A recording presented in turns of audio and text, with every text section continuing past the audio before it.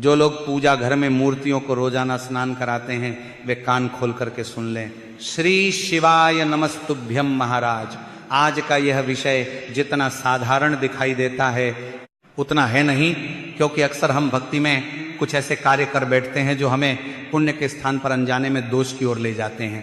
कई बार हमारी भक्ति बिल्कुल शुद्ध होती है, भावना बिल्कुल सच्ची होती है, लेकिन पूजा विधि में की गई एक छोटी सी भूल पूरे घर के वातावरण को प्रभावित कर देती है। इसीलिए महाराज आज इस वीडियो में हम पूजा घर और मंदिर से जुड़े उन सभी सवालों पर विस्तार से बात करेंगे जो लगभग हर भक्त के मन में कभी ना कभी जरूर आते हैं। महाराज, क्या आपने कभी ये सोचा है कि हम रोज भगवान की पूजा तो करते हैं, लेकिन क्या हम सही तरीके से करते हैं? क्या मूर्तियों को रोज स्नान कराना वास्तव में आवश्यक है? क्या दीपक और घंटी को प्रतिदिन धोना सही है या नहीं? क्या दीपक से अगरबत्ती जलाना कहीं पाप तो नहीं है? क्या एक ही कमरे में मंदिर रखना उचित है? और यदि घर छोटा हो तो किन देवी देवताओं को अपने पूजा स्थान में अवश्य रखना चाहिए? ये है वे प्रश्न हैं जो लगभग हर भक्त के मन में कभी न कभी अवश्य आते हैं, लेकिन संकोच के कारण पूछ नहीं पाते हैं। तो महाराज, आज हम इन्हीं सवालों के उत्तर देंगे, लेकिन उससे पहले वीडियो को लाइक करें, चैनल को सब्सक्राइब करें और कमेंट बॉक्स में ओम नमः शिवाय या हर हर महादेव जरूर लिखें। अब महाराज, कई लोग डर के कारण पूजा करते हैं। उन्हें लगता है कि यदि पूजा में थोड़ी सी भी गलती हो गई तो भगवान नाराज हो जाएंगे। वहीं कुछ लोग ये सोचकर बिना नियम के पूजा करते हैं कि भगवान तो केवल भावना देखते हैं। लेकिन महाराज, शास्त्र ये बताते हैं कि भावना के साथ साथ मर्यादा और विधि का भी विशेष महत्व है। जैसे माता पिता अपने बच्चे का प्रेम समझते हैं, लेकिन साथ ही अनुशासन भी सिखाते हैं, ठीक वैसे ही भक्ति में प्रेम के साथ नियम भी आवश्यक हैं। नियम डराने के लिए नहीं, बल्कि संतुलन बनाए रखने के लिए होते हैं। तो महाराज, सबसे पहले उस स्थिति की बात करते हैं जब घर छोटा हो। मान लीजिए आपके पास केवल एक ही कमरा है, आप किराए के मकान में रहते हैं या छोटे फ्लैट में रहते हैं।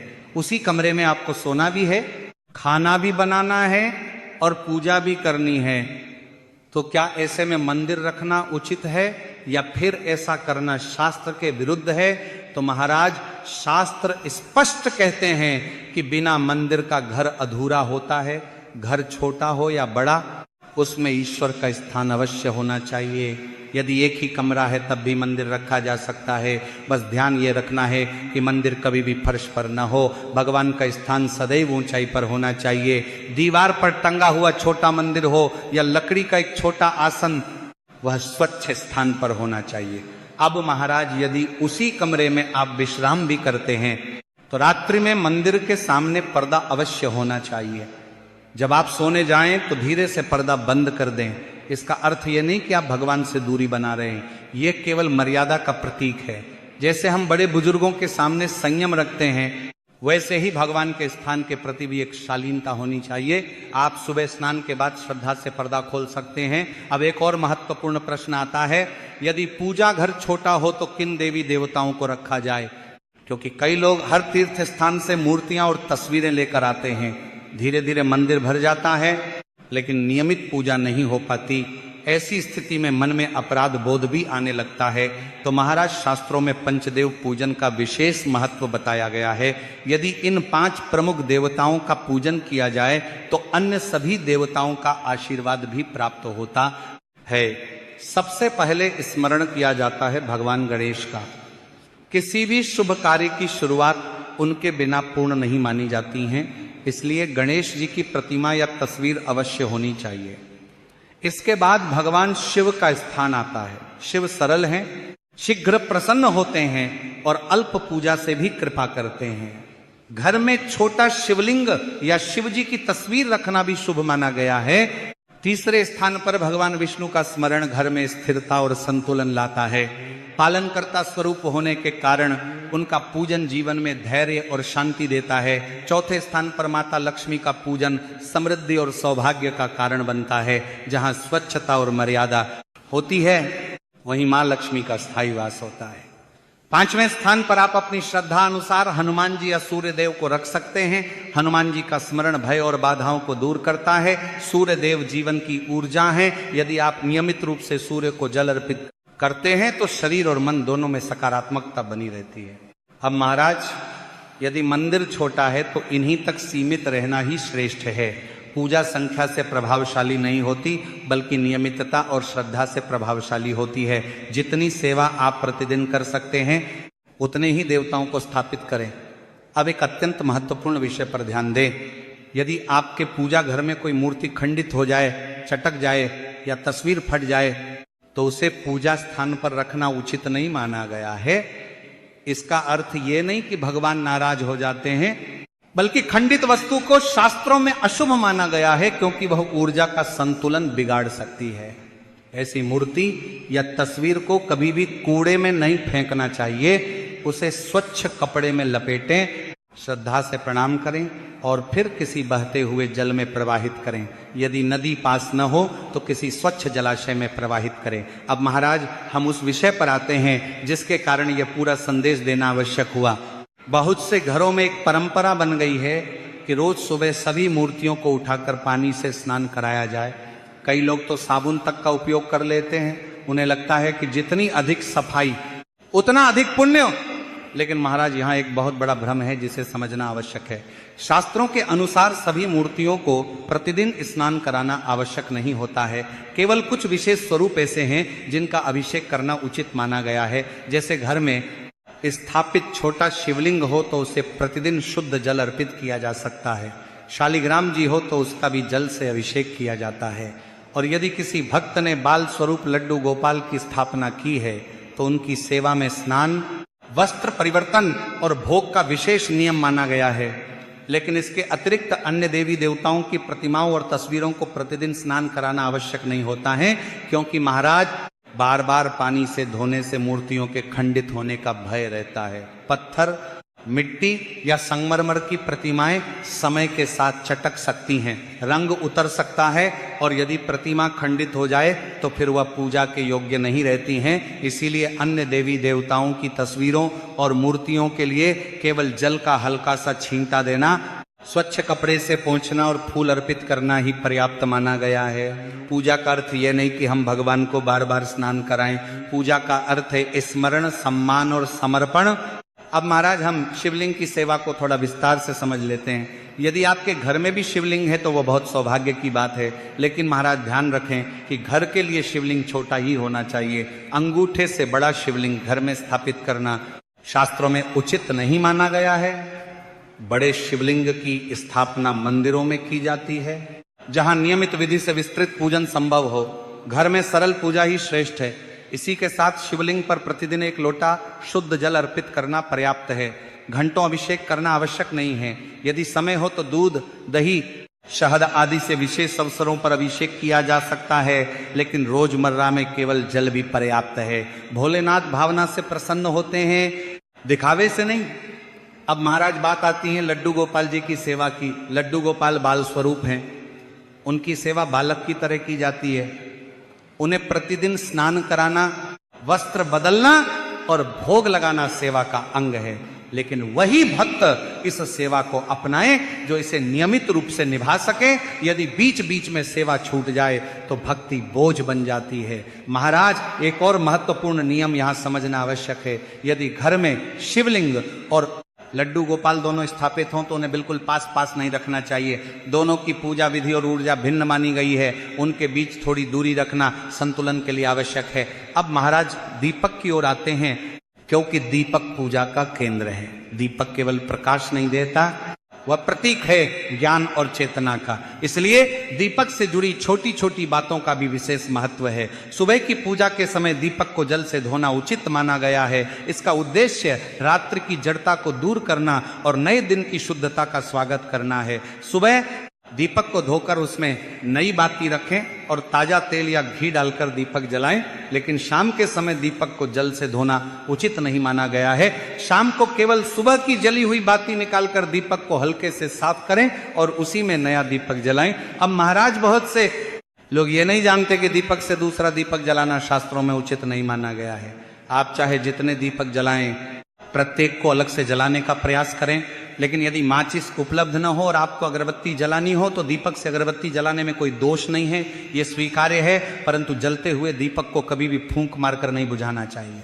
दीपक को या तो स्वयं शांत होने दें या उचित विधि से बुझाएं। अब महाराज दीपक के प्रकार की भी बात कर लें। पूजा घर में पीतल, तांबा, चांदी या मिट्टी का दीपक शुभ माना गया है। कांच और स्टील के दीपक पूजा के लिए उपयुक्त नहीं माने जाते हैं।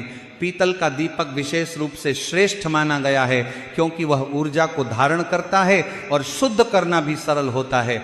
अब महाराज घंटी की बात करें। घंटी की ध्वनि वातावरण को शुद्ध करती है और मन को एकाग्र करती है, लेकिन घंटी को अत्यधिक जोर से या लंबे समय तक बजाना आवश्यक नहीं है। मधुर और संयमित ध्वनि ही पर्याप्त है। घंटी को रोज पानी से धोना भी आवश्यक नहीं है, समय समय पर स्वच्छ लेना ही पर्याप्त है।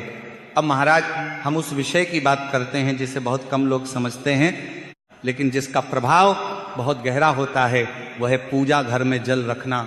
शास्त्रों में कहा गया है कि मंदिर कभी खाली नहीं रहना चाहिए, इसलिए पूजा स्थान में प्रतिदिन 1 लोटा शुद्ध जल अवश्य रखना चाहिए। यह केवल एक बर्तन में रखा पानी नहीं होता, यह जीवन का प्रतीक होता है। जल में ऊर्जा को धारण करने की क्षमता होती है। जब वह भगवान के समीप रखा जाता है तो वह वातावरण की सकारात्मकता को अपने भीतर समेट लेता है। सुबह पूजा के समय एक स्वच्छ पात्र में जल भरकर रखें। यदि संभव हो तो उसमें एक फूल डाल दें और उसे ढक कर रखें।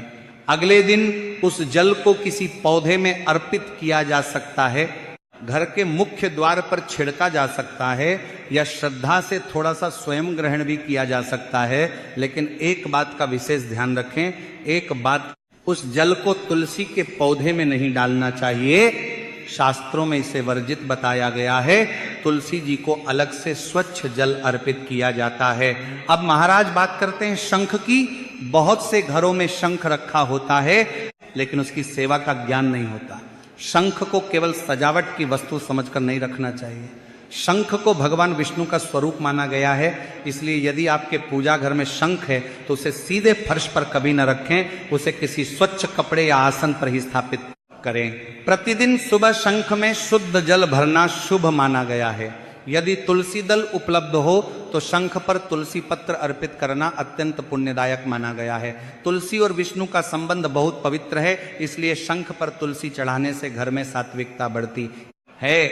लेकिन ध्यान रखें कि शंख को बार बार इधर उधर न घुमाएं, उसका स्थान स्थिर और सम्मानित होना चाहिए। अब महाराज भोग की बात करते हैं।